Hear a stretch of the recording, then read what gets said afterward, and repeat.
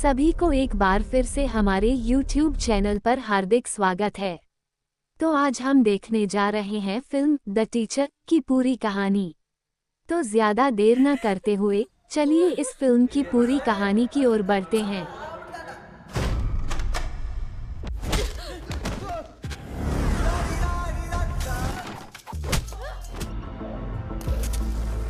இனி நீங்க வாழப் போற இது फिल्म की शुरुआत एक खेल शिक्षिका देविका से होती है जो सुबह देर से उठती है। इस समय देविका का पति सुजीत काम पर जाने की तैयारी कर रहा होता है। पिछले दिन स्कूल का स्पोर्ट्स मीट था, इसलिए देविका बहुत देर से घर आई थी। लेकिन किसी कारणवश उसे पिछली रात की कोई बात याद नहीं होती। वो उन घटनाओं को याद करने की कोशिश करती है। उस समय उसे एहसास होता है कि उसकी बाली गायब है। वह मानती है कि वह कहीं गिर गई होगी। उसके बाद देविका नहाने चली जाती है। उसे संदेह होता है कि पिछली रात किसी ने उसके साथ कुछ गलत किया हो सकता है।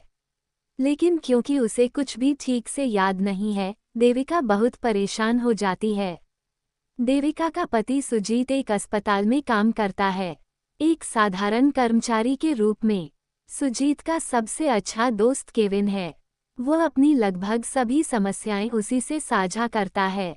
बाद में देविका स्कूल जाती है और जब वह सुरक्षाकर्मी से बैडमिंटन कोर्ट की चाबी मांगती है तो उसे पता चलता है कि वह पिछली रात बहुत देर से घर गई थी और खुद उसी सुरक्षाकर्मी ने उसे जाते हुए देखा था।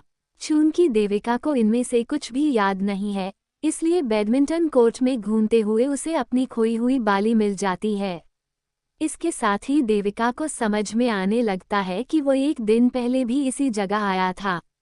थोड़ी देर में उसकी स्कूल की सबसे अच्छी दोस्त टीचर गीता आती है और पूछती है कि देविका आज स्कूल क्यों आई, वह तो छुट्टी ले सकती थी।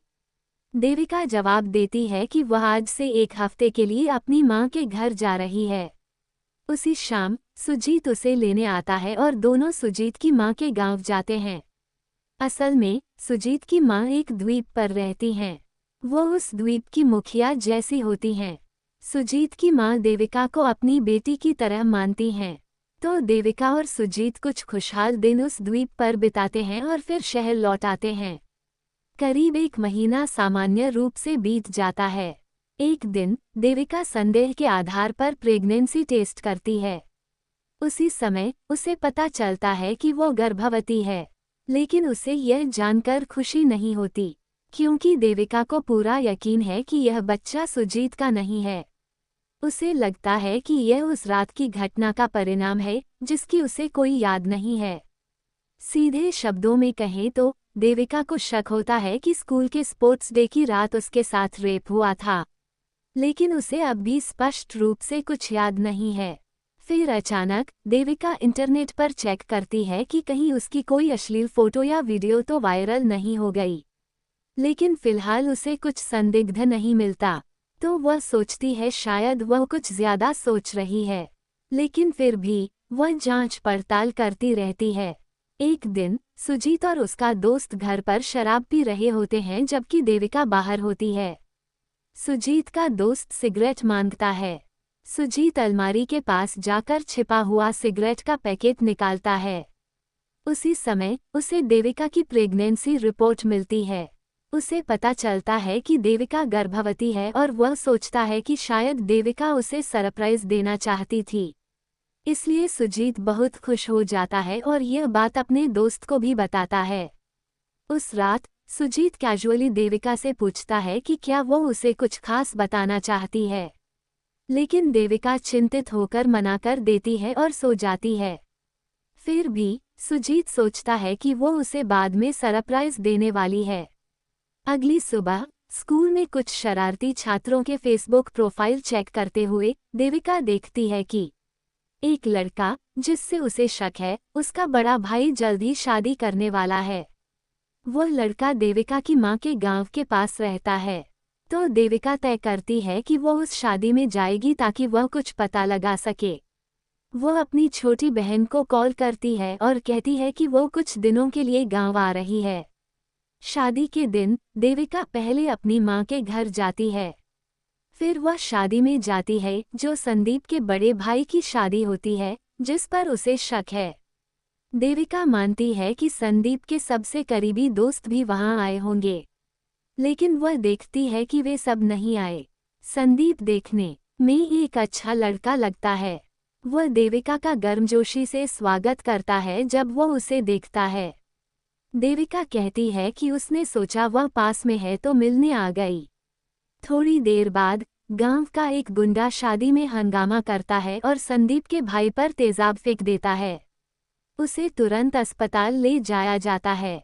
देविका भी साथ जाती है। संदीप देविका से कहता है कि उसके भाई को सिर्फ कान पर हल्की चोट लगी है, कुछ गंभीर नहीं है। अब रात हो चुकी है, इसलिए संदीप उसे बस स्टैंड तक छोड़ने का प्रस्ताव देता है।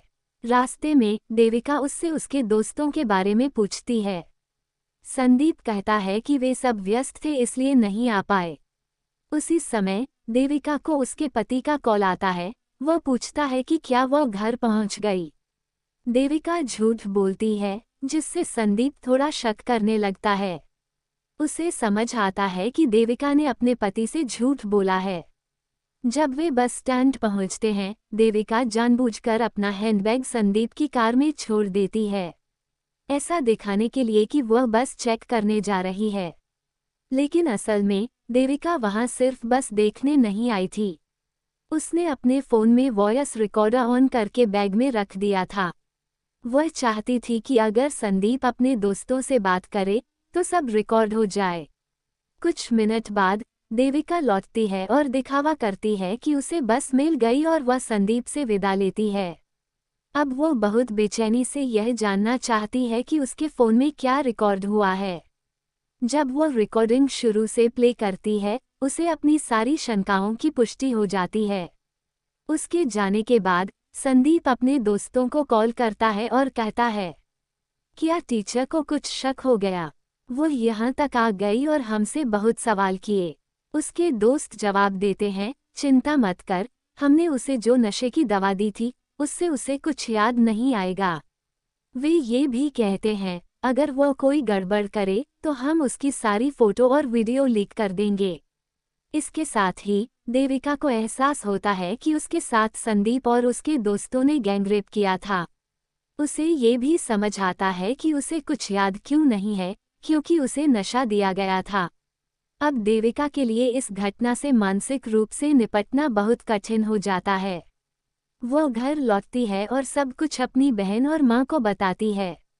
अगली सुबह सुजीत उस डॉक्टर के पास जाता है जिसने देविका की प्रेगनेंसी कंफर्म की थी। उसके कुछ कहने से पहले ही डॉक्टर पूछता है, आप और आपकी पत्नी ने पहले बच्चे को अबॉर्ट क्यों किया? सुजीत हैरान रह जाता है। डॉक्टर बताता है कि कुछ दिन पहले देविका ने पूछा था कि क्या प्रेगनेंसी टर्मिनेट करना संभव है। सुजीत, जो इस बारे में कुछ नहीं जानता, दुखी होकर घर लौटता है। घर पर देविका बहुत परेशान है। शुक्रवार को सुजीत घर आता है। देविका उसे सब कुछ बता देती है।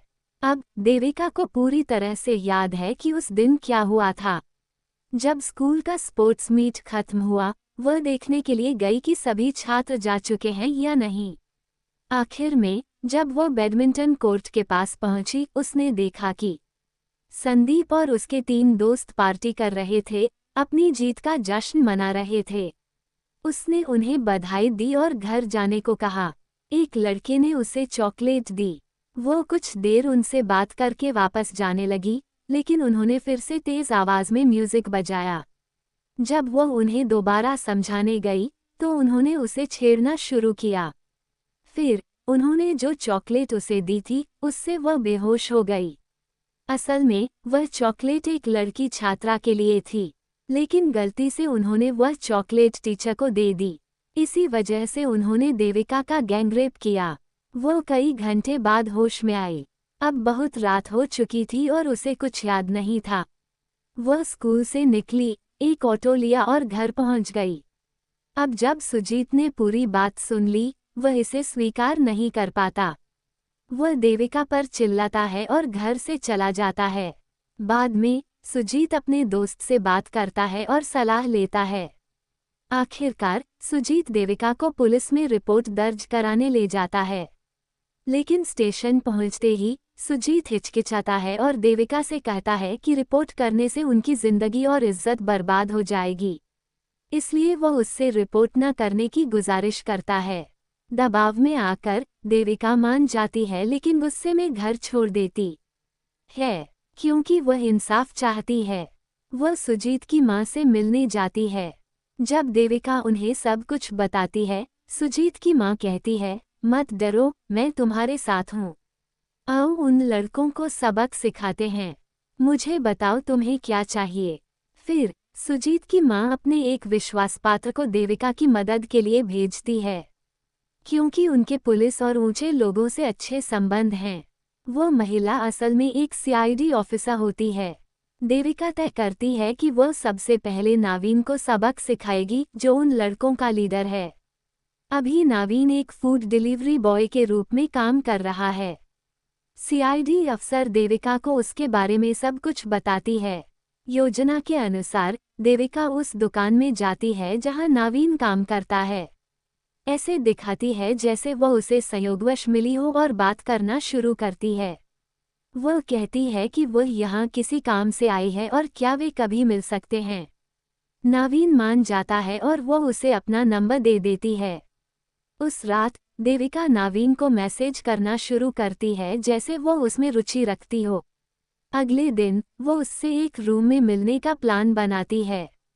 देविका का लक्ष्य होता है नावीन को वहां बुलाकर उसे सीआईडी अफसर के सामने बेनकाब करना। अगले दिन देविका सीआईडी अफसर मनी के साथ जाने की तैयारी करती है, लेकिन मनी को किसी और काम के लिए बुला लिया जाता है। वह देविका से कहती है कि घबराना मत, मैं सही समय पर पहुंच जाऊंगी। देविका डरी हुई होते हुए भी अकेले होटल जाने का निर्णय लेती है। वह एक सुनसान होटल होता है जहां कमरे किराए पर मिलते हैं। देविका कमरे में जाती है और दिखावा करती है जैसे वह नावीन में रुचि रखती हो। जब नावीन पास आता है, देविका कहती है कि वो फ्रेश होकर आती है और वॉशरूम में चली जाती है। वह मनी को कॉल करती है, लेकिन फ़ोन काम नहीं करता। वह ज़्यादा इंतज़ार नहीं कर सकती, तो देविका हिम्मत जुटाती है और वॉशरूम से बाहर आती है। अब नावीन गायब है। अचानक वो उसे पकड़ता है और पास आने की कोशिश करता है, लेकिन ये सब एक नाटक होता है। नावीन को पहले से ही पता होता है कि देविका को सब कुछ समझ आ गया है। वो उसे मुक्का मारता है। फिर उसके 3 दोस्त भी वहां आ जाते हैं। वे देविका से कहते हैं, तुम्हें लगा हम बेवकूफ़ हैं। हमने तुम्हारा वीडियो कहीं शेयर नहीं किया, जबकि हमारे पास सब कुछ है। चलो मामला यहीं ख़त्म करते हैं। ये रहा वीडियो, तुम्हारे सामने डिलीट कर देते हैं। फिर हम अपने रास्ते, तुम अपने रास्ते। लेकिन नावीन आखिरी बार देविका के साथ जबरदस्ती करना चाहता है। संदीप मना करता है। नावीन देविका पर चिल्लाता है और उसे जाने को कहता है। जैसे ही वह बाहर जाती है, वह अचानक दरवाज़ा बाहर से लॉक कर देती है। लड़के हैरान रह जाते हैं। देविका उन्हें पीटना शुरू कर देती है। वह सिर्फ बात करने नहीं आई थी, वो उन्हें सबक सिखाने आई थी। हमें पता चलता है कि वो कोई आम टीचर नहीं है। देविका ने बचपन से कराटे की ट्रेनिंग ली है, इसलिए उससे लड़ना आसान नहीं है। देविका उन्हें बुरी तरह पीटती है, अपने बैग से नंचक निकालती है और उन्हें मारती रहती है। 2 लड़के भागने की कोशिश करते हैं, लेकिन नाकाम रहते हैं।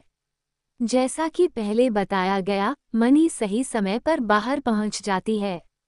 आखिर में मनी भी शामिल होती है और 2 लड़कों को संभालती है। आखिर में देविका सभी को एक कमरे में बंद कर देती है, दरवाजे के पास नकली डायनामाइट रखती है और बाहर निकल जाती है।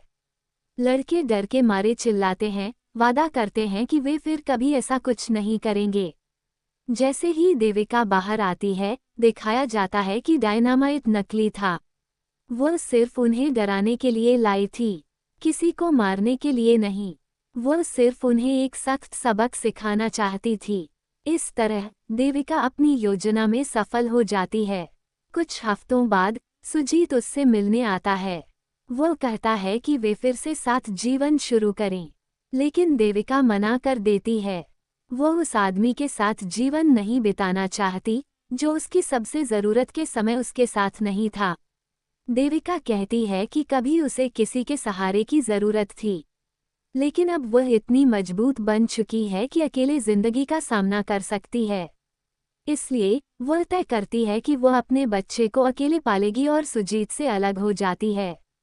हालांकि सुजीत दुखी होता है, लेकिन वह उसके फैसले का सम्मान करता है। और इसी के साथ ये दमदार फिल्म खत्म होती है। तो आपको ये फिल्म कैसी लगी? अगर अच्छी लगी हो तो इस वीडियो को लाइक करना मत भूलिए। और अगर आप हमारे चैनल पर नए हैं और ऐसी फिल्में पसंद करते हैं तो सब्सक्राइब करें और बेल आइकन दबाएं ताकि आपको सभी नोटिफिकेशन मिलें।